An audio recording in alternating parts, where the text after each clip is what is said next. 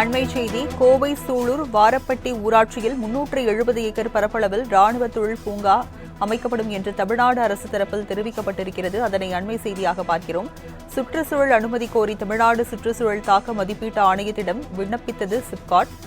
இந்நிலையில் சூலூரில் ராணுவ தொழில் பூங்கா அமைக்கப்படும் என்று தற்போது தெரிவிக்கப்பட்டிருக்கிறது. அதனை அண்மை செய்தியாக பார்க்கிறோம்.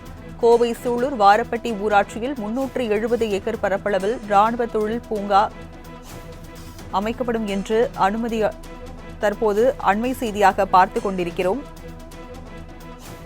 விவரங்களை செய்தியாளர் நந்தினி வழங்க கேட்கலாம். நந்தினி, தமிழ்நாடு அரசு தரப்பில் என்ன தெரிவிக்கப்பட்டிருக்கு?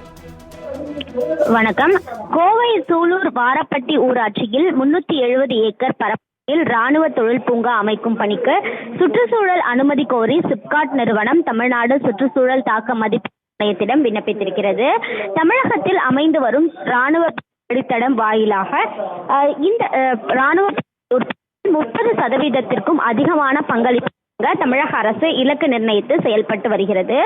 இதன் சென்னை, சேலம், கோவை, திருச்சி, ஒசூர் வழியாக அமையும் ராணுவ பெருவழித்தடத்தில் வான்வெளி மற்றும் ராணுவத்துறைக்கு தேவையான தளவாடங்கள் மற்றும் கருவிகள் தயாரிக்கும் துறையில் அதிக கவனம் செலுத்தப்பட்டது.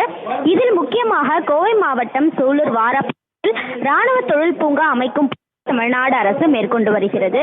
இதன்படி சூலூர் தாலுகா சுல்தான்பேட்டை ஒன்றியத்திற்கு உட்பட்ட வாரப்பட்டி ஊராட்சியில் 370 ஏக்கர் பரப்பளவில் ராணுவ தொழில் பூங்கா அமைக்கும் பணியில் சிப்காட் மற்றும் டிட்கோ நிறுவனங்கள் இணைந்து ஈடுபட்டு வருகின்றன. ராணுவத்துக்கு தேவையான ஆயுதங்கள், வெடிப்பொருட்கள், வாகனங்கள் மற்றும் தொழில்நுட்ப கருவிகளை உள்நாட்டிலேயே தயாரிப்பதற்கு மத்திய அரசு அதிக முக்கியத்துவம் அளித்து வரும் நிலையில் ஆடை மோட்டார் பம்பு, இயந்திர உதிரி பாகங்கள் உள்ளிட்ட பல்வேறு துறைகளில் 1,00,000 மேற்பட்ட சிறு குறு நடுத்தர நிறுவனங்கள் உள்ள கோவையில் இந்த பூங்காவை அமைக்க தமிழ்நாடு அரசு திட்டமிட்டுள்ளது குறிப்பிடத்தக்கது. விவரங்களை வழங்கியதற்கு நன்றி நந்தினி.